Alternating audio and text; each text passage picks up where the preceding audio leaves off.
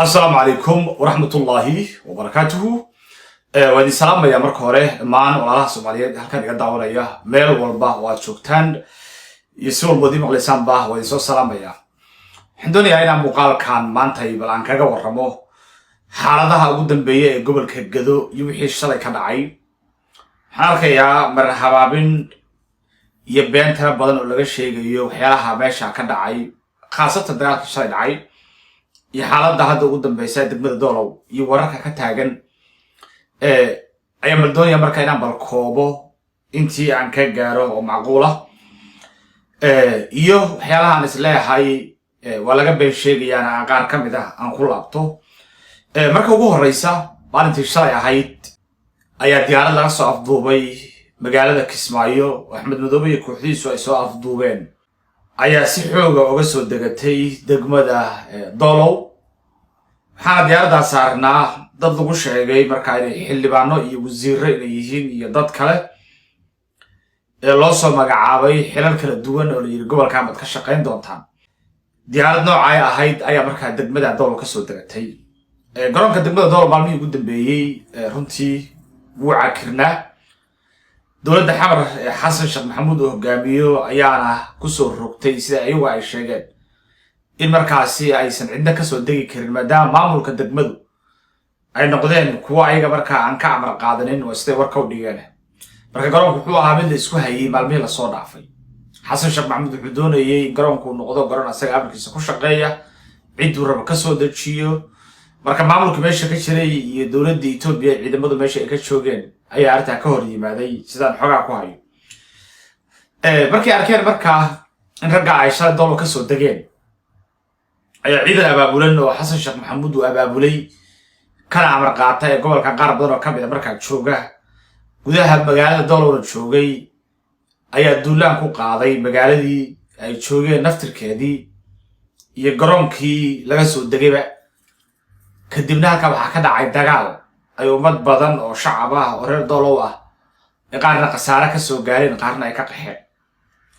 dagaalkii markii ugu dambeeyay waxaa ku soo biiray ciidamadii Itoobiyaanka meesha joogay. ciidankii magaca dowladda huwanaa ee xasan markaa uu abaabulayna markii ugu dambeysay magaalada xoog baa looga saaray qaarna waa laga laayay. maxaa la yiraahdaa ilaa iyo dhowr iyo 10 iyo 20 inta u dhaxayso oo ciidan ahna waxay gacanta u galeen oo qabtay ciidamada Itoobiyaanka ah ee xooga ku jooga dalka Soomaaliya oo qayb badan oo ka mid ah qaasatan gobolka Gado. marka 10 ilaa 20 dad ugu qiyaasay ay Itoobiyaanku wali ay gacanta ku hayaan. dadka la qabtay ciidanka waxaa ka mid ah nimankii saldhigga booliiska degmada Doolow ka shaqeynayay waliba raggii oobiga qorayay ama faylka dacwadaha localka markaa dadkii qorayay ayaa ka mid ahaa. waxaa ka mid ahaa 2 nin oo kala duwan oo oobi qorayaalka ahaa degmada Doolow ayaa wali xiran ciidamo kale. ninka ugu horeeyay magaciisa waxaa la yiraahdaa Aamin Xasan Deer abis xildhibaan buu ahaan jiray. ninka wali waa xiran yahay wuxuuna raggii ka shaqeynayay oobiga saldhigga Doolow. waxaa kaloo xiran nin kale asaguna magaciisa la yiraahdo Nadiir Cabdiraxmaan asna waa xiran yahay. labada nin ayaan ka gartay raggii listigooda la soo gudbiyay laakiin ilaa iyo dhowr iyo 10 qof oo kala duwan oo ciidanka la xiran. arrinta marka la yaabka noqotay waxay tahay xasan sheekh maxamuudkii nimankan dhalinyarada ciidankan soo abaabulay dowladnimada aan la aqoon xasan halka ay ka shaqeynayso qaabka u shaqeynayso cid garan kartaan aysan jirin. madaxa ugu shubay ilaa ay hadda kama uusan hadal ay xiran yihiin. dadka socda xasan sheekh maxamuud baa Itoobiyaanka qaarna Itoobiya kula shiraya marna telefoonno kula hadlaya shalay xataa waraaqa ay ku dhaliilayaan bay soo saareen ilaa ay hadda ciidanka cid ka hadashay xirtaankooda ma ay jirto. waxaaba dab lagu shubay way dantii laga lahaa laga gaar. xasan sheekh maxamuud waa sigi maalmihii la soo dhaafay ummadda u sheegayay in Itoobiya uu la heshiiyay badda Soomaaliya heshiis aan la aqoon lagu siiyay. waa sigi yiri Itoobiya waxaan aqoonsaday inay yihiin naftood hurayaal Soomaaliya badbaadinaya. haddana isla Itoobiyaankii ayaa ciidankii magaca dowladda watay shalay gacanta mariyay. heshiiskii wixii uu sheegayna lama yaqaan halka ay jiraan waxa ay noqon doonaan. qofka marka doonaya inuu xasan fahmo aragtidiisa iyo siyaasadiisa inta baa oo filan. xasan waa ninkii Itoobiyaanka baddu siiyay haddana isla ayagii ay xabadda ku garaacayaan arkaysaa haddana marna eedeenahaya marna baryahaya marna qoraallo cusub la soo saaray waxaan arkay maantay heshiis hor leh oo Etoobiyaanka ay la gaareen oo ay ka mid tahay in la dedejiyo shirkii Ankara wixii ka soo baxay asaga baryo tam Etoobiyaanka raba waxaan oran karaa marka Xasan inuu dal iyo dawladnimo ka shaqeeyo iska daayay Xasan Soomaaliya gacanta wuxuu u gelin doonaa Etoobiya walaad kan doonta si looga soo bixiyo talaabadii Etoobiyaanku ay shaqo qaadeen oo ahayd inay ciidamada Soomaaliyeed u kala heliyaan qaar ka mid ah ay buudka kula tuntaan ama ay maxaa la yiraahdaa laayaan waxaan arkay inay ihaana ku tahay magaca Soomaaliyeed iyo magaca qaranka iyo ciidanka Soomaaliyeed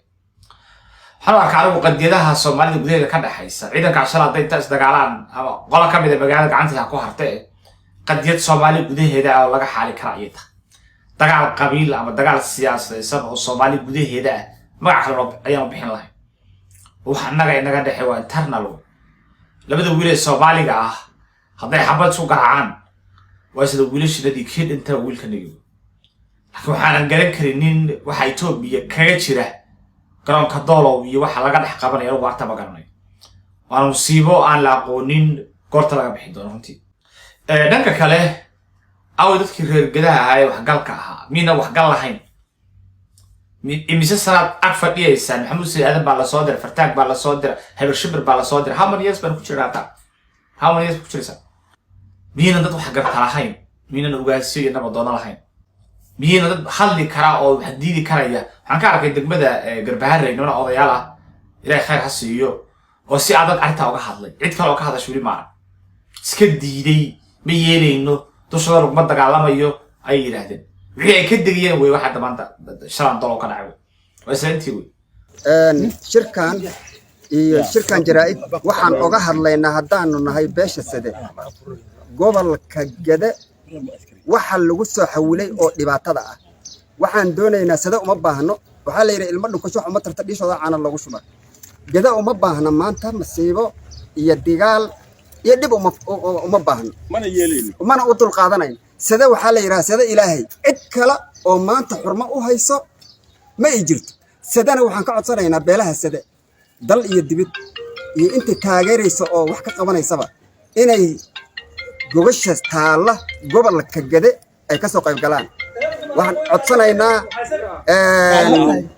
codsanaynaa cidda nagu haysa carqaladaynta oo nagu soo xawishay dibka ka jiray raas Kaambooni oo rabta Gede inay dhibaatayso oo xasuulolida ay ka qaado oo ma dul qaadanayno oo diyaar uma nihin hanaga dayso hanagala daaya dhibka waxaan codsanaynaa nabad baan ku noolnahay Ilaahay baa naga dhigay dad Ilaahay nabadeeyay oo caafimaad qabo maskaxdoodana ay fiyowdahay dad kalena aan loo dhaxmari karin nin colaad nin kale u wato inuu noo soo dhaxmaro oo dhibaato noo geystana uma dul qaadanayno wabillahi tawfiiq عاودكي بالحاول دقنا علماء أو كي دولو دقنا إنه بدون تاها سيدو أقبل إنسان إندوشي ده لقود دقالمو ما ترى هذا على رجال لقود دقال دول من يستيكو رير قربهري نقبح أما بناك نقدشوا ما ترى هذا مركا إنسان وحلا جران كرو مركا ما حنفلا يا مركا إندت كعبرارو ويمادو إن عقلقو توصو إني كوان تومان دقال لقصو خراي مش اللي يقعد راس كبوني إن قدر لك كان وقت الله بحيو وحسن رادين ودان شخصي وأحمد دبر هذين ودان شخصي أو خارج مركا وطن إني عروتي نقود الضغط على ما معلم والله وإنه وحبا كبران ويران إن هذا الكريم حس لها رنتي غير الجدو عتا مجيان أنا هل كل عبتها أوران لهارتها لو لعبتو جد ما قاعد يكتب الدجال حل الدجال بلا ما تشوفه دجال حمر لقى صورنا جد وقت وما هيسو أنت وحقال كانوا شيء يا عضياشة أنت سنكسو كوبيا أنت ودبس رسول الله علينا وحن ساعدها صوص عضا عندي بروفي جدا إنه الشيء اللي ليه يتوبي حسب بعقلي متكي مصر يعرفها منطقة دكاس عضا ناس يقولون أيه نوفي جدا. السلام عليكم ورحمة الله تعالى وبركاته.